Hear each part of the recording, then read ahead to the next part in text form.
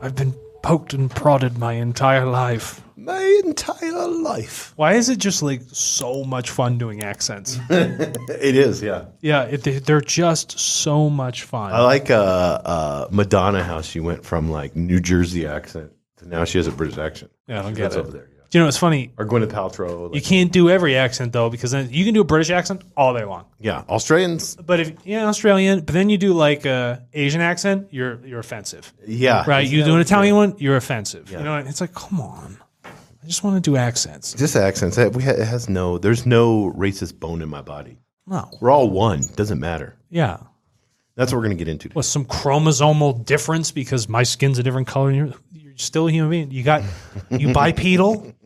Do you have arms and hands? Do you know what I mean? Like, you got a head? Do you think? Yeah, we all do. Well, some of us don't think, but that's besides the point. I mean, war is just an imagine. It's all imagine. Can we? Ukraine, All this stuff. Israel, Gaza, fucking give it a rest, everybody. It's not. I've been doing peace meditations all the time. It's unconsciousness. And I'm like, just slow it down. You know, just like, I just want everybody to like relax and take like a chill pill for a minute. You know what I mean? Stop. Well, what's so funny is you can ask people like, "Where's Israel on the map?" or "Where's the Gaza Strip?" They on don't the even map? know. Either side, they don't even hardly know. It'd probably be difficult for people to pinpoint where the Mediterranean And I'm is. like, "What's the 7-day war?" It's like you have no idea, or what is the Palestinian? I mean, I was in the Marine Corps, so and I have been over there and understand a lot of it, what's going on from a military perspective, military-industrial complex perspective, and that's all it seems to me. It's just another way to generate. We need more missiles. We need more ammunition. We need more boats. We need more guns. Revenue. Yeah, it's like just bounce from one.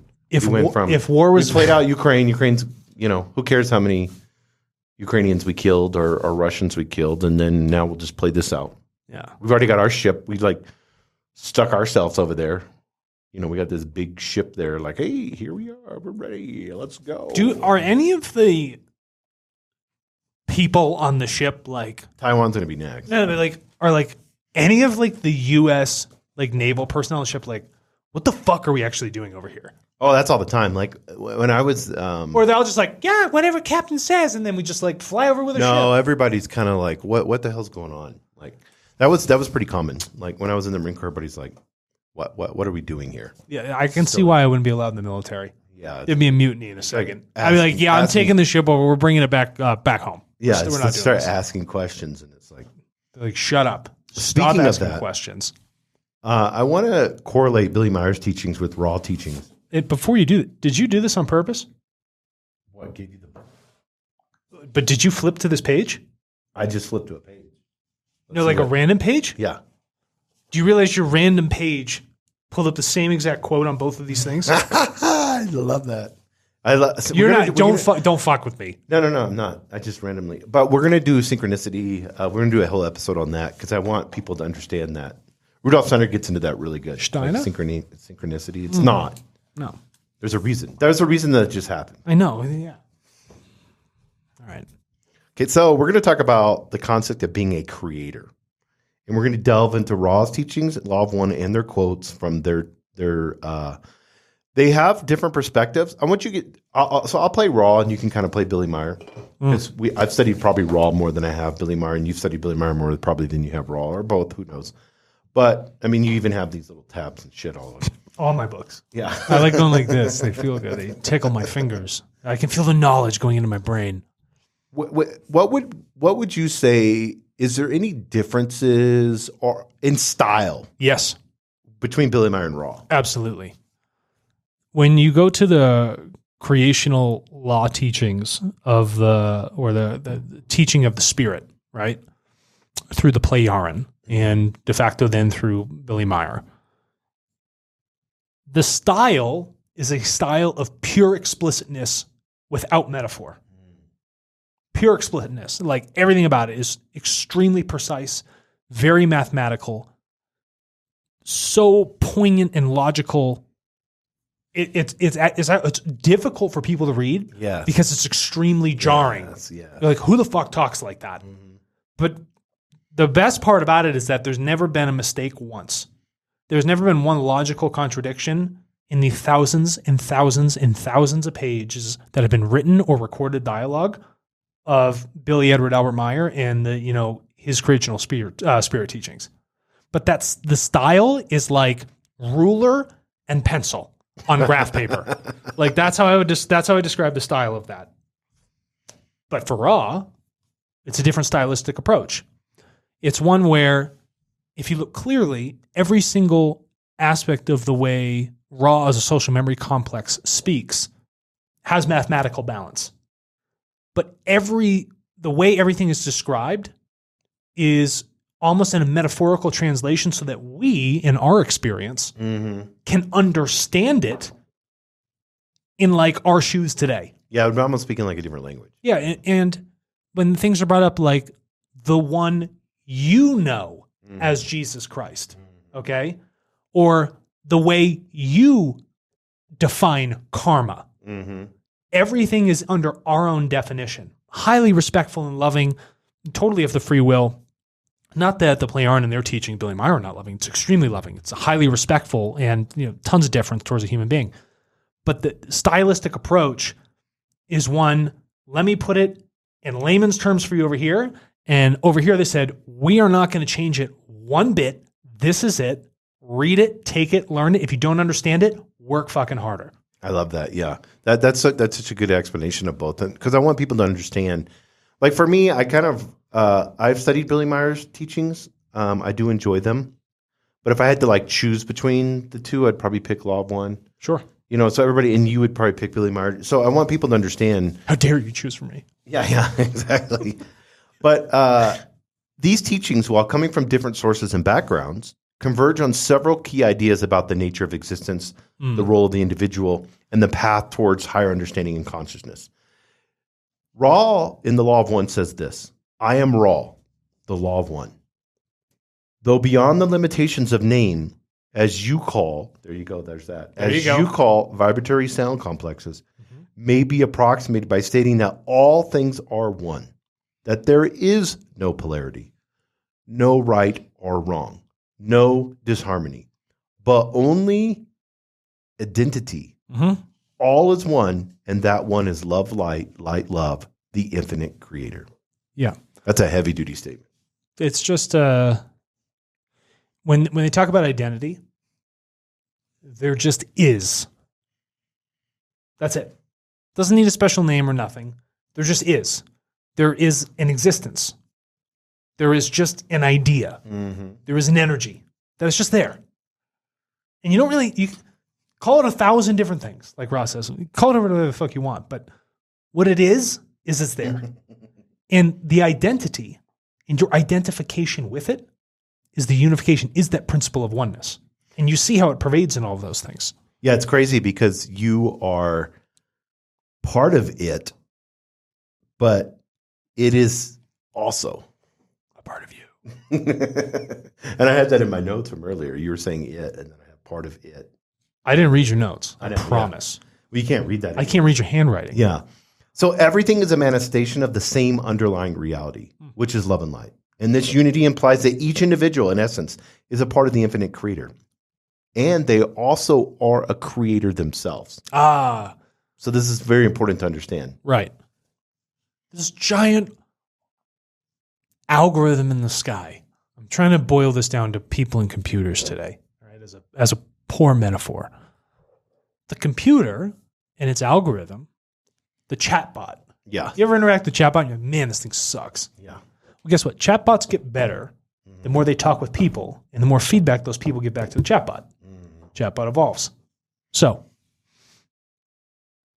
creation, creator, it, energy, intelligent infinity.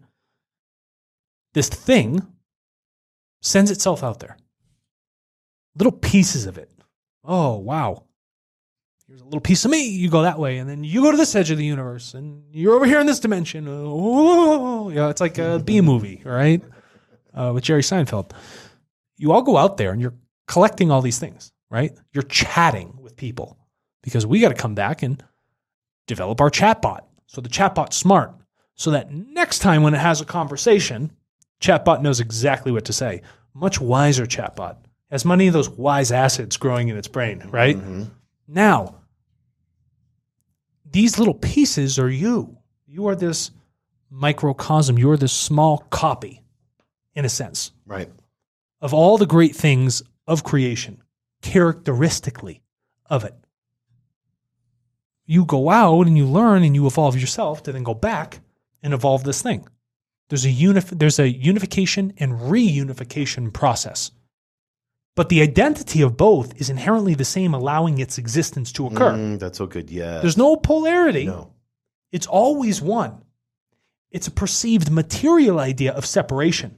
But the energy allowing you to exist, Jason, is the same thing shared amongst all and the creation as a whole. I was not going to poke you in the eye. Oh, no. But I saw your eye twitch. Oh, yeah, probably because of... Don't do it. Don't hit me, man. Don't hit me. But that is where you get into these principles, these fundamental interconnectedness, unity principles, which Ra hammers home all day long. Because if you can understand that concept, then you can understand true reality. Because that is the true reality. And then you start to say that, wait a minute. Mm-hmm. So if everything that's getting sent out is just this like material idea of separation, well, then that's not really the real value proposition in my life. It's not me being me. Oh, I'm Alexander with my personality. It's like, no, that's not it. It's not about being special. It's about going out and evolving to evolve everybody else and the creation at the same time. Yeah, it's we get caught up in titles, which are nothing. Like, think about a title. Dumb. But I mean, think about people like, you remember the serial killer with his business cards? Oh, American Psycho. Yeah.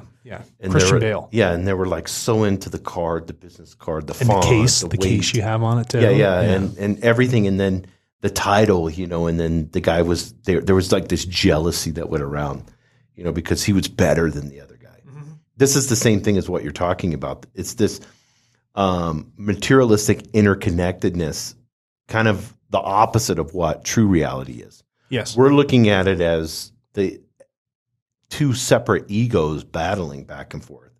It's like when you're on calls with VCs. There's this, you're a founder and here's a VC.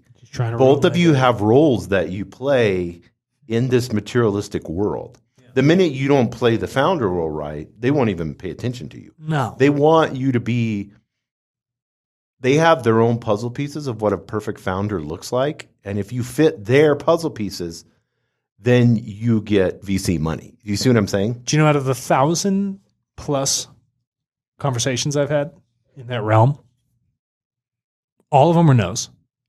And then you get one, because there's someone intelligent enough to recognize the real value problem. That's all it is, though. But it's that recognition that begins to have what? That creates the unity. That creates the unity. And then those titles go away, those roles go away, because now there's a shared unity, and now both of you, to be successful, have to both be doing the same thing. Yeah. And this is what Raw's talking about. And he gets into this threefold path of personal discipline, which I love. I love all three of these, and I talk to myself on this all the time in my craziness. Know yourself, accept yourself, become the creator. Great line. It's just so fucking simple. KYAYBC. Podcast is over forever. We don't even do three things. We know yourself, accept yourself, become the creator. We honestly, if people like internalize that statement, you and I wouldn't have to talk anymore. It's it. That's it. Know yourself, accept yourself, become the creator. All you and I do is sit here all day and talk about 1,000 different variations of the same thing, so that it sticks with somebody. Because we all see the world in our own relative view. Yes. Because you are out creating, learning on your own path to come back and then bring that back in unity. Yeah, it's like Jesus giving farming metaphors. Yeah. For spiritual principles. It's the same thing. That's all we're doing is hopefully giving you a metaphor or a teaching where in your conscious level right now it can digest. Right. And so Ross says this, know yourself. Okay. Be self-aware. Understand what makes me mad, happy, all that other good stuff, right? How I want to do good, what's important to me. And then you got to accept it. This is the love thing you were talking about. Because you're like, fuck, I'm handicapped, or, I'm ugly. Or I genetically get enraged because it's been passed down through 5 generations. I'll never get a Barbie. Alcoholism, or something like that, and then become the creator, right? So you accept, and it's like, okay, now I can make choices to evolve. I can start to create. I can start to feel principles of unity, love, understanding, intelligent infinity, all of those great things. Now, beautiful, poetic in its sense, right? Now, here's the stylistic difference, saying the exact same thing coming from Billy Meier. The human being, okay, must recognize, discover, and experience in detail through his own cognition what his true innermost being is and how it relates to his external personality. Well, it's the same thing, but I said it's graph paper with pencil and ruler. You know what I mean? There's the beautiful part about these things is that they marry up so well and they don't combat one another. And there was a reference, what's interesting here, the Pleiaren, who, all that good stuff, are a part of a federation. Mm-hmm. Ra's a part of their own group. They're not a part of the federation. And when they were asked by Don Elkins, like, oh, what about the Billy Meier material? And they said, well, we don't think it's neither good nor bad. It's just a different group.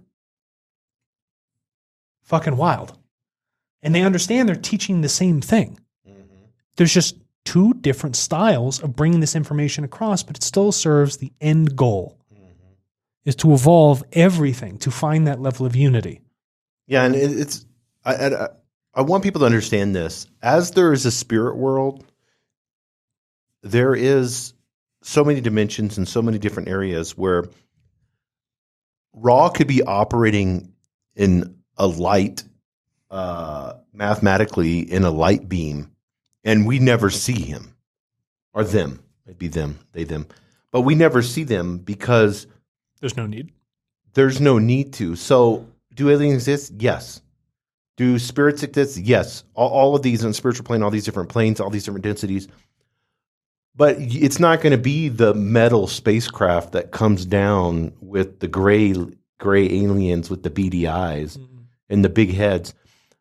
That's not probably what's going to happen whenever you have an experience with an if you want to call it extraterrestrial. We're all extraterrestrials, but I want people to understand that, because people are like, are UFOs real or not? Are aliens real or not?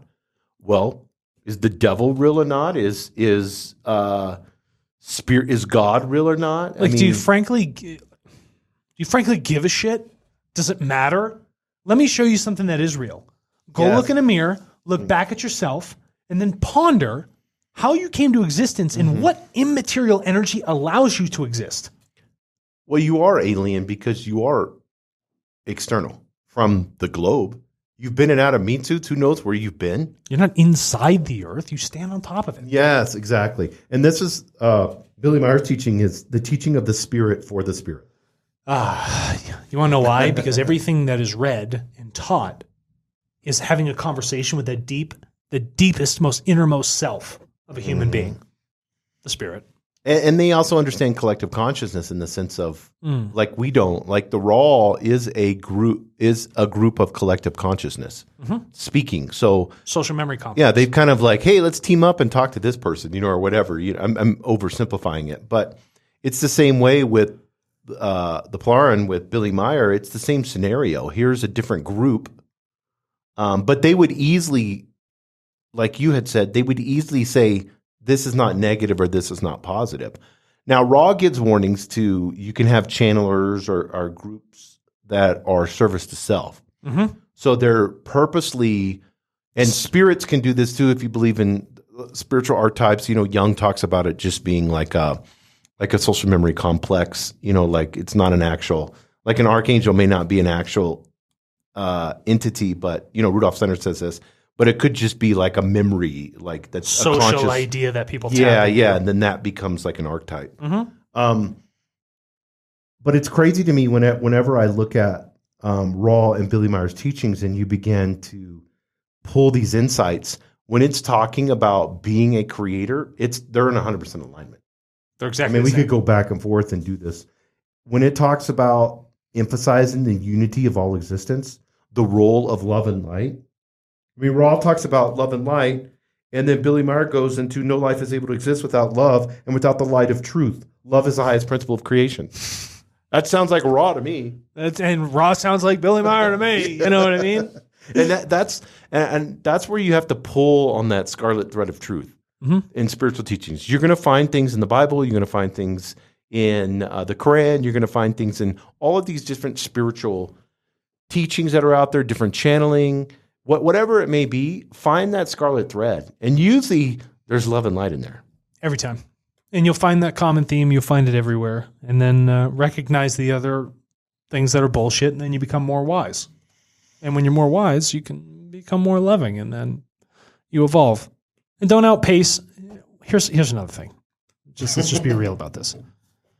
Do not try to outpace your naturally predetermined evolutive rate of change. Oh, no. Yeah. That's just ego masking itself as spirituality. Right. And I will share, you can also dramatically harm yourself, depending on what you're trying to do. Recognize the truth of where you are. Do not think that you aren't special because you don't have contacts with, extraterrestrial beings or social memory complexes or all this other stuff. They were just other unique personalities, and it doesn't mean they're better than you, and it doesn't mean you are not unique in and of yourself. But be patient. That's probably how I would end that. It's just seek the deepest amount of patience with yourself and recognize the rate of your evolution and what is truly best for you.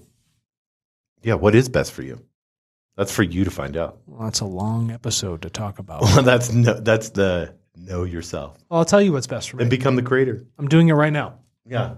This is best for me. Teaching and sharing. Yeah. That's best for me. That's what I want to do. Yeah. That's how we take what we have been given, the gifts and abilities that we've been given. That's how we transmute that too.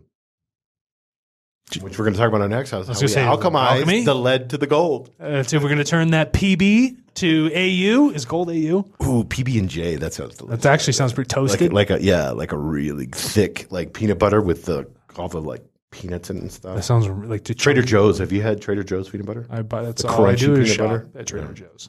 Yeah. Yeah, that sounds pretty good. With some strawberry jam. You're making me hungry. I know. I'm hungry. We're out. That being said, see you later, everybody.